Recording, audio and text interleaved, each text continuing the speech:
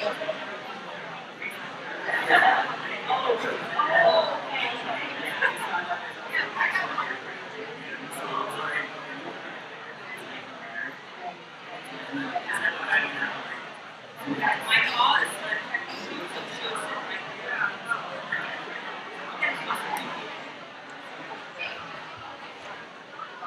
everyone, please come in quickly so that we can begin the keynote address. Thank you.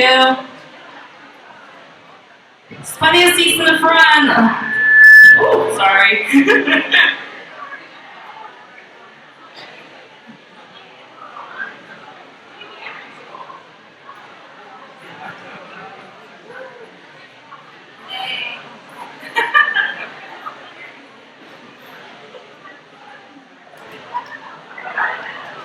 Come on in, we have plenty of seats in the front if you'd like to be right up front. I see you, Momo, come in the front.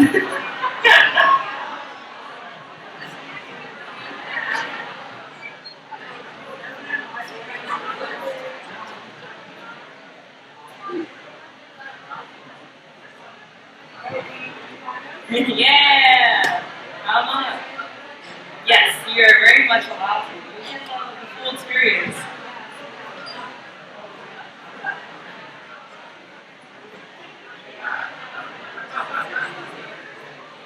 We have plenty of seats in the front. Feel free to come forward. Folks in the back, plenty of seats here. Yeah, yeah, Sammy. Woo, yeah!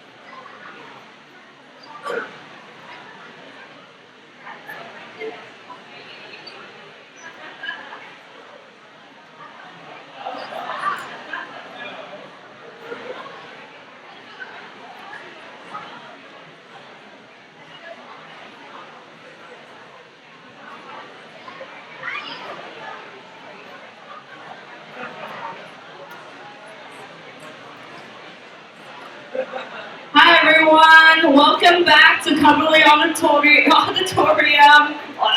Can't talk. We hope you had a good first workshop and had a filling lunch.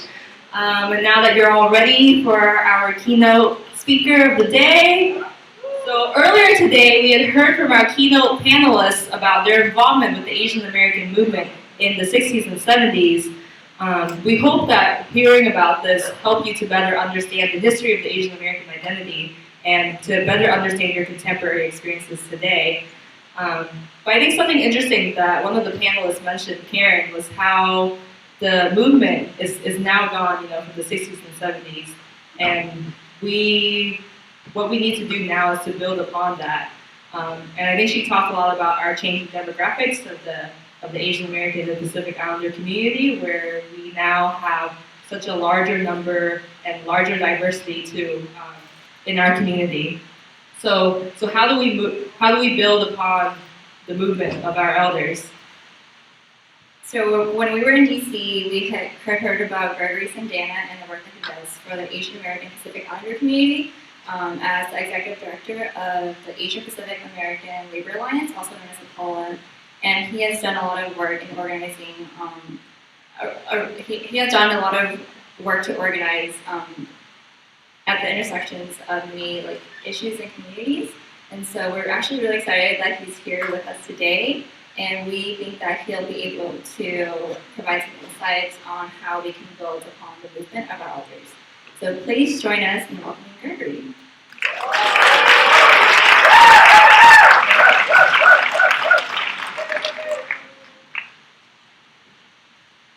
How's everyone? How's everyone doing this afternoon? Let's try that one more time. How's everyone doing this afternoon? Well, my name is Gregory Cendana. I am Filipino, and one way we like to welcome folks is mabuhay. Say with me, mabuhay. Mabuhay! But I'm also gay, and I put a little glitter bomb on it, and now I say mabuhay! So say it with me, mabuhay! Mabuhay! Thank you for indulging me. Also, let me just have this over with now. Can y'all take a selfie with me? Is that cool? Here we go. I know that y'all are very good at this. Okay. Here we go. 1, 2, 3. Okay, thank you. So first I wanted to thank Micah and V and the co-chairs and the rest of the Listen to the Silence committee for the invitation and opportunity to be with you all today. Whew. So I'm going to start off by saying that personal is political. I was born in Guam, raised in South Sacramento, in an immigrant, Catholic, and union household. My mom was a bank teller. My dad was a mechanic who was a member of a local labor union called AFSCME, the American Federation of State, County, and Municipal Employees, Local 3299. As a student at the University of California, Los Angeles, I was also involved with student government, residence life, Samahang Filipino, and the Asian Pacific Coalition, while organizing when George Bush was in office. During my time as a student, we saw the successful establishment of Filipino studies. We helped advance the California DREAM Act to ensure access to undocumented folks, including many who are Asian American and Pacific Islander, and was also part of a campaign that led to the divestment of the University of California from Sudan with the Darfur Action Committee. Years later, I became the first openly gay Asian American to serve as the president of the United States Student Association, the oldest, largest, and most diverse student organization representing more than 4 million students across the country, to the White House, the Department of Education, and the Capitol. These experiences have grounded and have continued to ground my work now to ensure people can have access to opportunities like I have and to be able to make sure they have a fair shot on an equal playing field where they feel included, where they feel valued and loved in their homes, workplaces, and communities. And these values I hold now more than ever are critical to the resisting, the organizing, and the movement building that I'm doing and will continue to do. I'm going to break it down for y'all for a little bit. Is that cool? So we're living in a truly unique political moment. There are changing demographics where our nation's public schools are now a majority students of color. And by 2040, our country is going to be a majority people of color. We have new and enhanced tools for organizing. And we came out of a vicious election cycle that brought about racist, sexist, xenophobic, Islamophobic rhetoric and violence towards our communities that's only been escalated by the capitalization of fear and white racial anxiety. Election day and the coming months after confirmed what some of us were really worried about. A White House full of white nationalists and people who side with Wall Street and big banks, pharmaceutical, oil, and gas companies, the gun lobby, and other corporate interests. In a week of being in office, we have seen executive orders gutting the Affordable Care Act and threatening the health care of more than 20 million Americans. We've seen an executive order to build a wall between US and Mexico and to see increased enforcement and detention, which will have a detrimental impact on immigrants, including the 11 million undocumented Americans, and more of a million of those are Asian American and Pacific Islander. We also see a ban on Muslims and refugees from Muslim-majority countries, except maybe countries where Trump has business interests. Right-wing extremists now dominate Trump's party, the Republican Party, which will control all branches of government. A majority of the state legislatures, and he announced this week, he's announcing his pick for the Supreme Court as early as next week. So together, this realignment of conservative forces are seeking and will turn back the clock on civil rights and human rights, on environmental protections, to maximize corporate profits by privatizing the public sector and to create a racially and culturally exclusive America. But we're no stranger to this type of policies.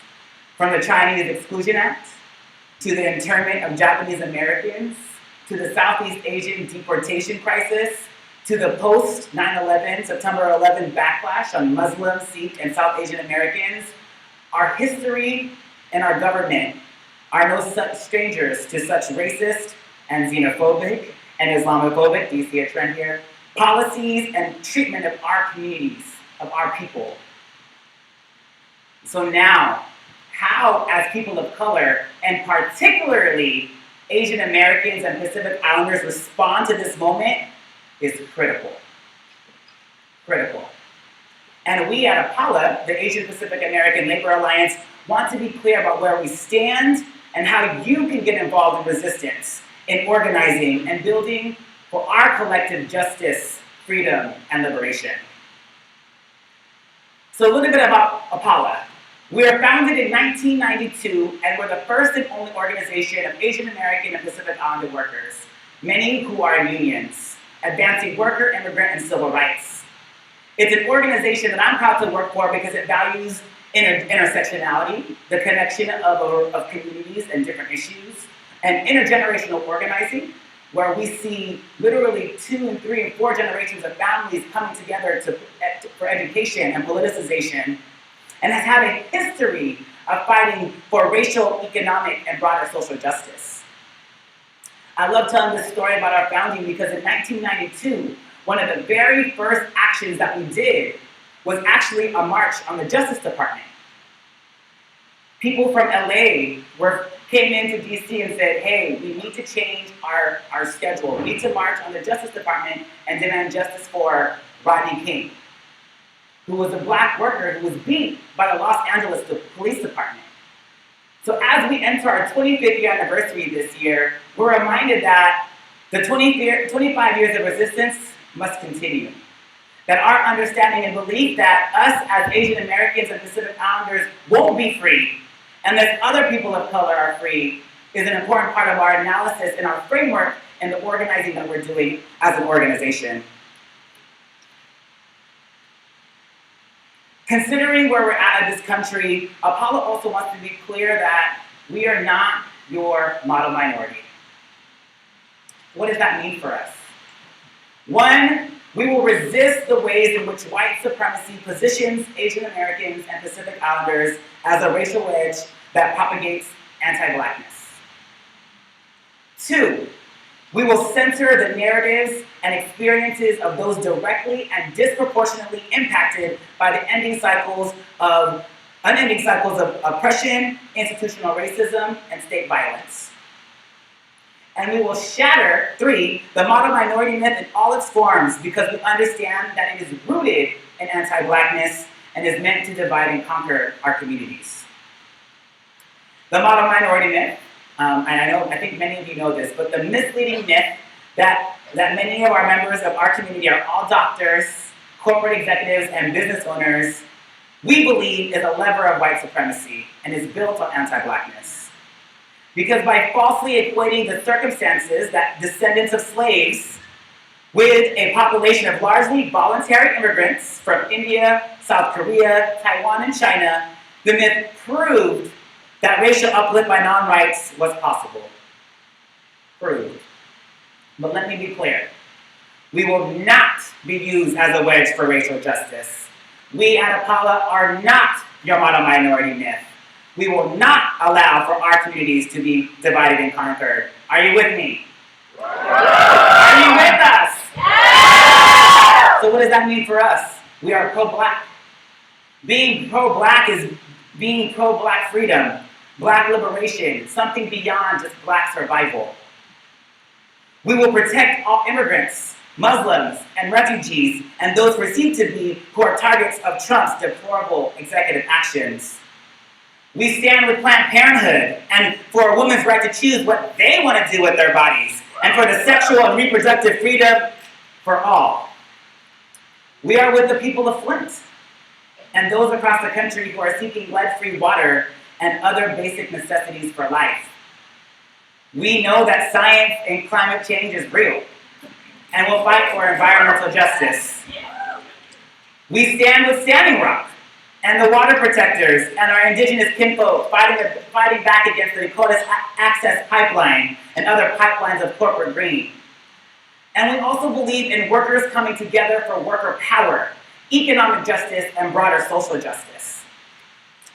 It is important for us to connect the dots of our struggles, whether it be the issues that we face, the campaigns that we run or that impact us, and the communities that we are from and represent.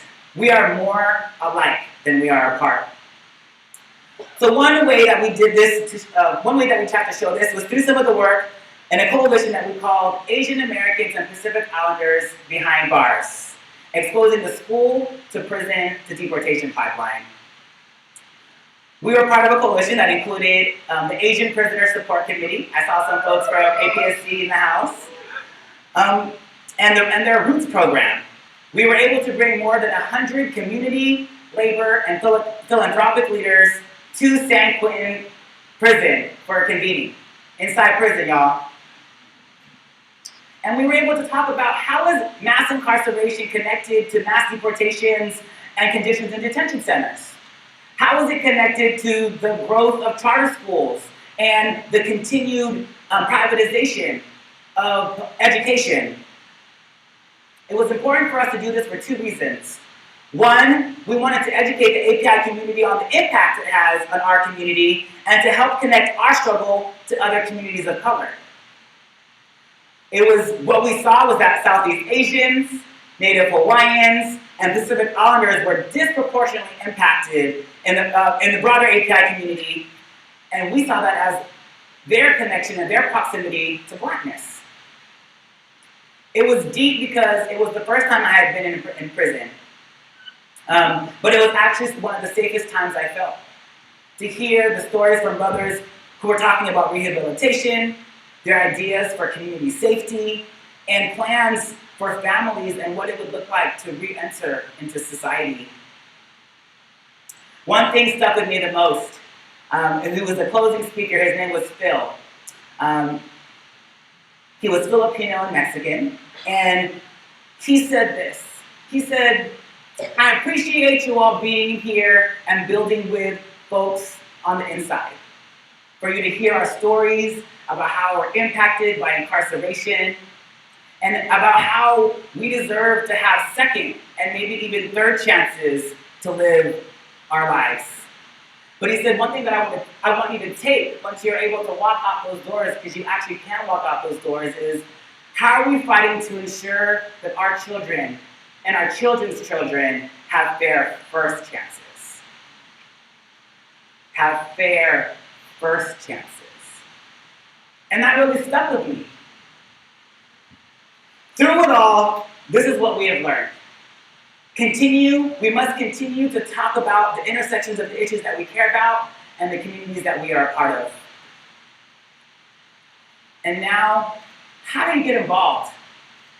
Y'all, this is our moment. This is our time. In order for us to advance and to win, all of you here need to get involved. All of you here need to go back to your campuses, into your homes, into your communities, and get those folks involved. And these are some tips that I wanted to share. First, we must commit to leadership development. We must commit to identifying and recruiting other people to join our movement. Not the movement, our movement. When I started at Apollo more than 6 years ago, there were, I would say, maybe 3 young people who worked at a headquarters of almost 200 people. 3 young people. And 2 of those happened to be people of color, including one of those who was me. So for me, as part of my framework, everywhere I go now, if you want to work in DC, you want to work in policy, and you are a person of color, I am committed to helping you figure that out in DC. Because we need more like-minded folks, we need more folks that look like me, that look like us, to fight and to resist and to be and force ourselves at this table, at some of these tables, to make sure that our community's perspectives are not only heard, but will influence the decisions that these legislators and policymakers make. You can also join Apollo. I have to do a pitch, this is part of my job. To do apollonet.org to become a member, and to also sign our Not Your Model Minority pledge, which you can find at notyourmodelminority.org. We also need to take some time to heal and to strategize internally within our community, y'all. When I tell you that folks are going to use us as a wedge, they've already started to. It's no surprise or secret that the people of color in Trump's cabinet are mostly what? Asian American. People are telling me, Greg, it's okay, let's give him a shot. He's going to open doors for our communities to have these levels in cabinet and all across government. I don't want access to that government. Not under while Trump's president, but it's already working in some cases. People are telling me to relax, that he cares about our communities because he's giving us much more access than Obama has. But we have to flip that around on its head and say that we will resist. And also, we must build outside of the community. So once we're able to get a sense of where we're going to be at internally within the API community, we have to build with other communities of color. We have to. Now, does that mean we're going to have some difficult conversations? Yes. Does that mean that we're going to sometimes be uncomfortable in trying to work through the tensions and the stereotypes and even some of the anti-Blackness within our own communities? Yes. But as we've heard even from the panel earlier, it's possible. It's possible. I also want to say that I think it's important for us to make more time to heal. Because of our history, because of our resiliency, sometimes we're expected to act like nothing is wrong.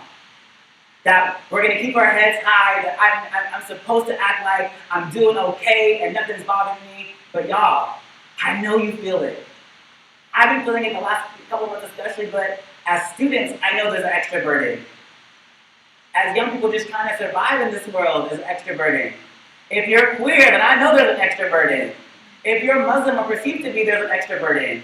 And so we have to be okay in naming some of the trauma that we've been feeling and that we've also been carrying from generations to generations, and that's been passed on to us. So it's okay to name it, but also create more space for us to heal, to love, to have fun, whatever that may look like for you and your community. I also think it's important that in this moment we be bold and take risks. We are the experts of our own experience. No one can challenge that. And social movements count on risk. The most successful winning strategies were the ones at the intersections. And in some cases, they were experiments. Some people didn't necessarily know if it was going to work, but they had to trust their gut and trust their heart and what they knew about their people and our people to be able to move some of this work. I think it's also important to talk about being your full self. I know that we're in January, we just celebrated Martin Luther King, but one person that gets left out of the story is Bayard Rustin, who was an openly gay organizer who was just as instrumental to moving the March on Washington, but didn't get the same credit or uplifting because he was gay. And so part of why I share these different things about me being gay and being proud to be gay and Filipino and Asian American is because growing up, I didn't see too many people who were out and proud and said, you know what, you get out of me, no matter what. And I want to just say that that's going to be an important part about how we actually fight for our liberation, is that people need to see that other folks are comfortable in their skin, are comfortable being brown and yellow and queer and a woman and out there and representing. And I know that even if folks don't say anything, that people are watching. And to see you thrive and live your best life is an important part of how we're going to get free. And so I'm not only asking you, but I'm saying it's going to be an integral part to us winning, is for you all to step out, to be bold and to be visionary and to be the leaders and organizers that I know you are and can be. Because it is up to you and I, and it's up to us. Also, we must have fun. We must be able to do the food and the music and the dance, because all of those pieces are important about important in terms of how we come together. And not only changing culture, but building space for us to be able to do just that and live unapologetically. So in closing, I will say this. We must break out of these silos, because the struggle for workers' rights is connected to the struggle for LGBT equality. The struggle for quality and affordable education is connected to the struggle for racial justice. The struggle for climate justice and clean energy is connected to the struggle for immigrant rights. The struggle for women's rights is connected to the struggle for voting rights. We must break down these silos and find more ways to do work collectively. Because it's not only how we will win, it's how we will create change and ensure social, economic, and racial justice for all. I believe that we will get through these dark times. I believe it. It's possible. It's going to take some time, but we've done it before. And we will do it again. And we will resist, and we will win. So I'm going to ask you to join. I'm a labor person, so I like to do call and response chants. Is that okay? So when I say can't stop, I want you to say won't stop. All right? Can't stop. Won't stop. Can't stop. Won't So stop. I'm going to ask you to do it again, but do it so everyone can hear us who are not even in this auditorium right now. When I say can't stop, you say won't stop. Can't stop. Won't stop. Can't stop. Won't stop. All right. Thank you so much, y'all, for having me here.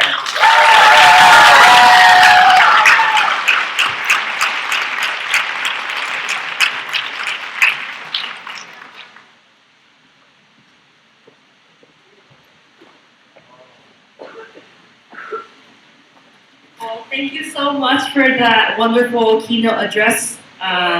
We also want to open this time to Q&A, so if anyone has any questions for Gregory, you can line up in either microphones on the sides. So any questions?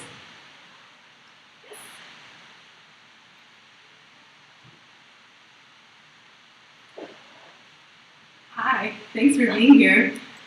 So my question, with the goal of coalition building, right? What are your suggestions for coming across internalized racism? Like, my dad voted for Trump, right? Like, what do I do with that?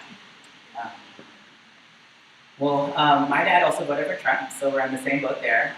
Also, a lot of my people in my family voted for Trump, so I think this is a real question. And, I think I alluded to this earlier, and I'm just going to be honest with you all. But the last couple months have been hard because most of the tough conversations have been with my parents and my family. And them trying to, spew to me some of this conservative talking points and rhetoric and me not having it. And so I think I'll say a couple of things about this. One, I will say we have to go into it with not the goal of changing every single person that we talk to. Especially as an organizer, and I love getting hard commitments, I'm always like, no, but are you gonna be there or not? Are you on my side or not? And many times that aggressive tone and assertion can be helpful, but I think especially with family, it shuts them off right away. And so I think we have to change our mindset. If I now talk to my dad, not being like, I'm gonna change my dad to start voting my way and to agree with me, but to how do I better ask questions and listen to my dad to understand his context of why he felt like it was important to vote for Trump. How do I talk to my aunt, who argued with me every single day, even on social media, to tell me that she wants to make America great again, to understand what does she actually mean by making America great again, and to actually break that down a little bit. I will also say that I also have to make a decision that there are certain folks that I'm willing to have conversations with and to try to push, but at some point I also have to draw the line. And I think that's also harder, especially when it comes to family, but I think you, as people who engage with them, probably have a better sense of when it might be better or not to continue. But there are some people in my family where I'm just like, we're gonna agree to disagree, and I just have to spend my time and energies in other places because we have limited time and resources, right? And the last thing I'll just share is that it's important to also connect it back to other family members or other kind of mainstream kind of stories. You know, I think I've been using this. I've been using the Muslim band with my aunt, because she actually is in this dance group, and she's actually in a dance group, it's a Filipino dance group where they actually do a lot of work in indigenous communities. And actually, I was like, well, Auntie, speaking of, we're talking about Muslims, a lot of the folks in your dance team, let's talk about what would happen if, was this executive order signed and it expanded to other countries, your dance team members could also be impacted. Or hey, when you had healthcare, you might lose that healthcare because it just got gutted, But yeah, you voted for that man, So it's taking a lot more time, and honestly, it's a lot harder for me because clearly you all know where I'm at on the political spectrum after talking today. But part of the work is to actually bring folks along, if you can. And so I think it just requires a lot of patience too.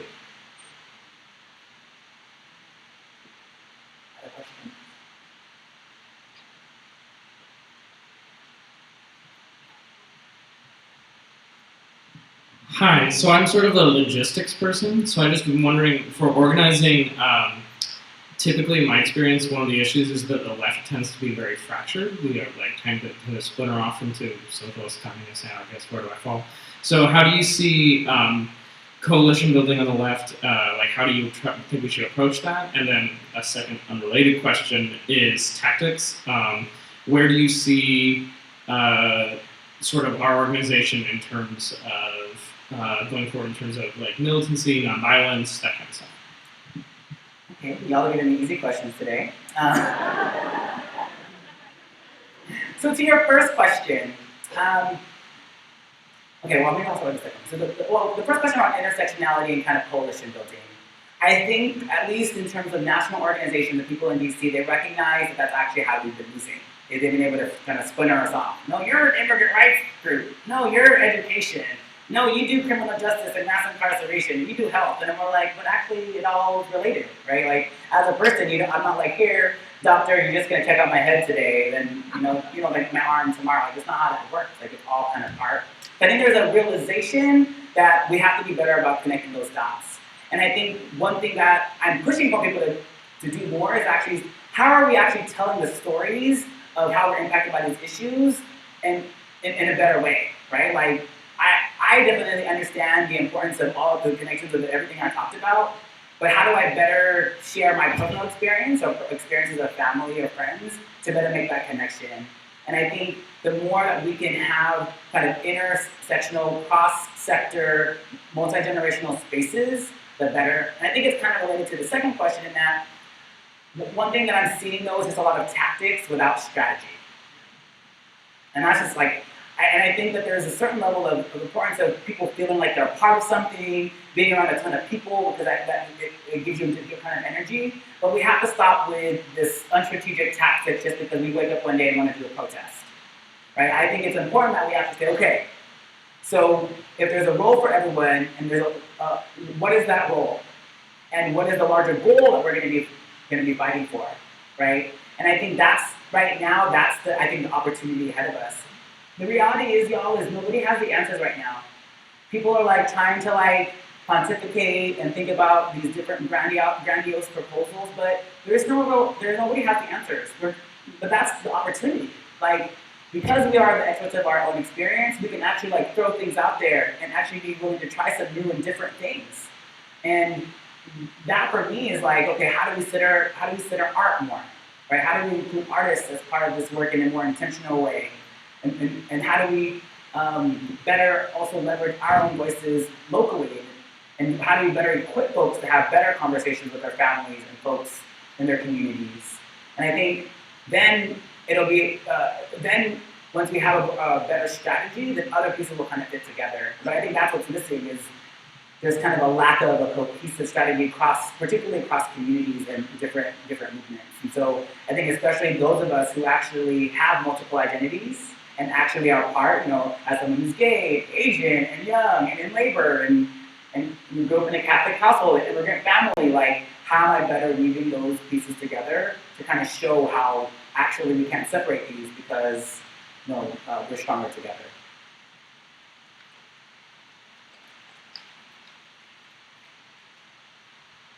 Hi, my name is Alani. First, I want to say thank you so much for being up there on stage.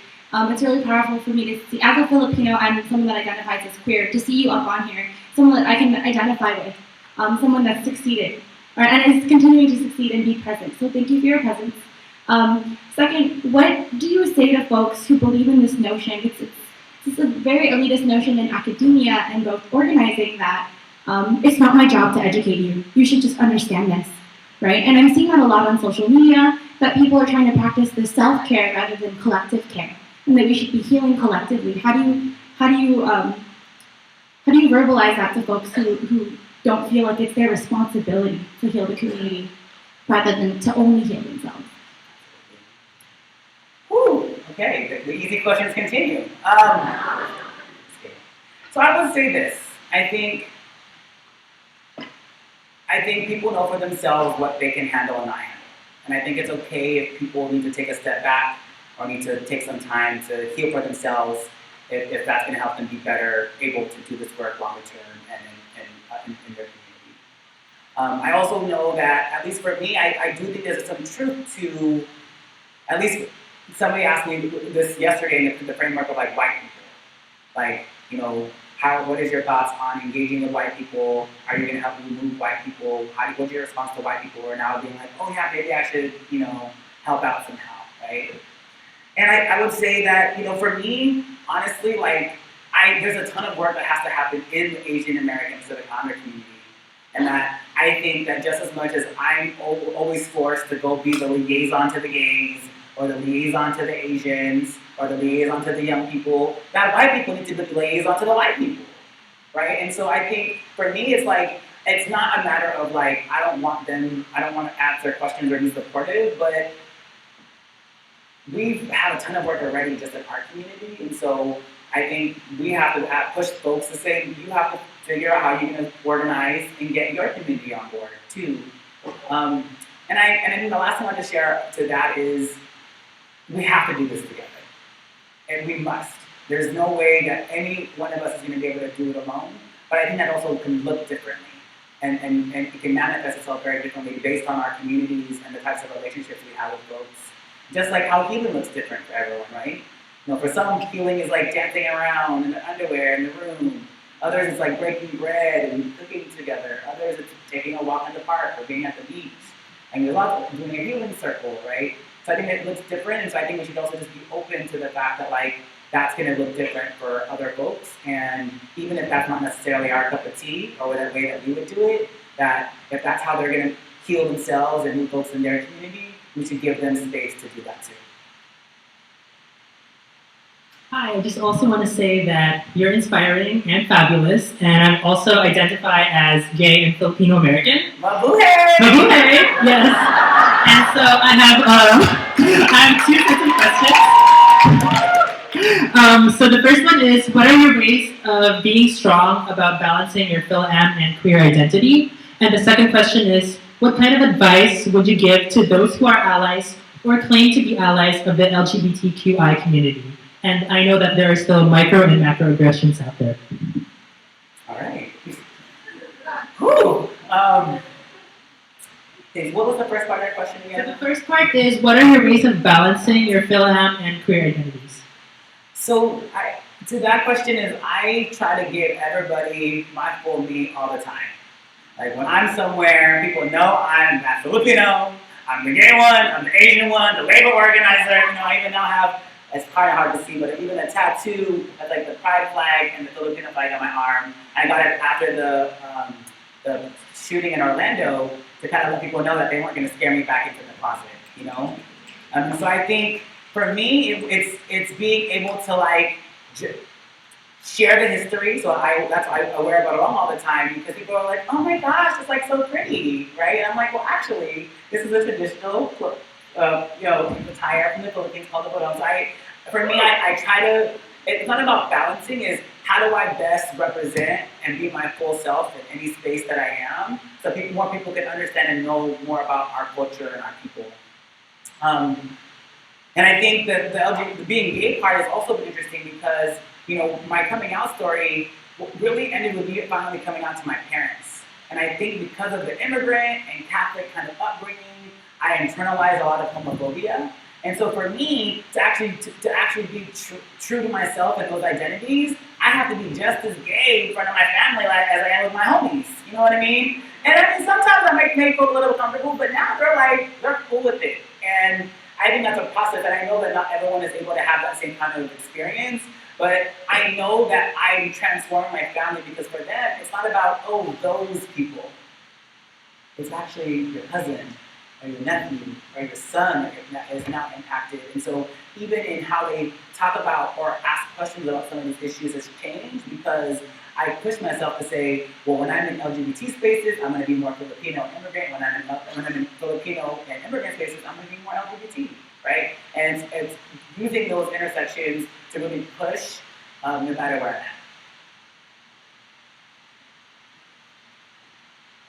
Cool. Okay. And so for me, my question for you is, I'm currently still in high school.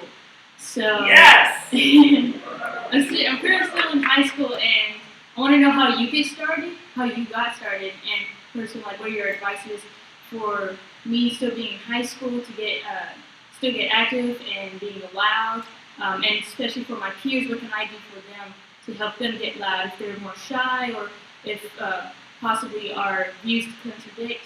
What are your advices for me and my views? Okay. What's your name? Marissa. Melissa. Well, first, congratulations for being here. Who else is a high school student in here? Make some noise for the high school students.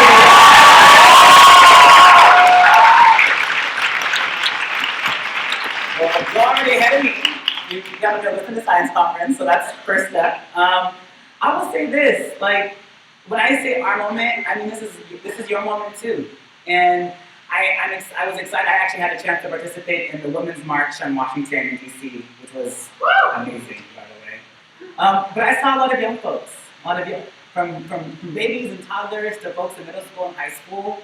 And I think it's important to, one, expose yourself to these different types of actions and kind of collective opportunities. I also think that it's also important to connect with elders and connect with folks who have done organizing before and to actually sit and listen. I think everyone, someone told me, well, you're an elder in the movement now, Greg. And I'm like, no, I'm not. Not yet. But I think a part of that is because I think it's also important for me to sit down and listen to folks too. Because I know that I was politicized and radicalized by doing that. And I encourage other folks to do the same because while we are in a unique political moment, and while we are in a place where we have these new and different types of technology and tools, there's a lot of lessons that we can learn from the history and from folks who've organized in the past, which is why I felt like this panel this morning was so powerful to kind of ground our work. And so I would say we're always going to be, we're lifelong students. So I think my recommendation to you is to never think that you know everything. And that we always can better ourselves, and there's something else that we can learn. And if you humble yourself that way, so you'll learn so much, but so many things the universe will bring you. And the fact that you're here now at such a young age, you will be a rock star. And anything I can do to support you, Marissa, you let me know, okay?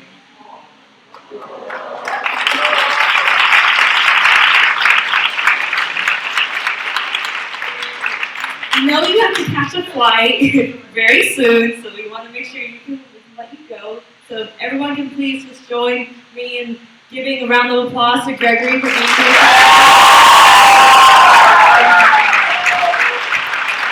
Thank you so much. We hope you really enjoyed that keynote address, and now that that address is over, we are entering the second round of workshops. My call has a Yes. So one of the workshops facilitated by the Arab Resource and Organizing Center, the title is called Arab Organizing and Cross-Movement Building in the Bay Area.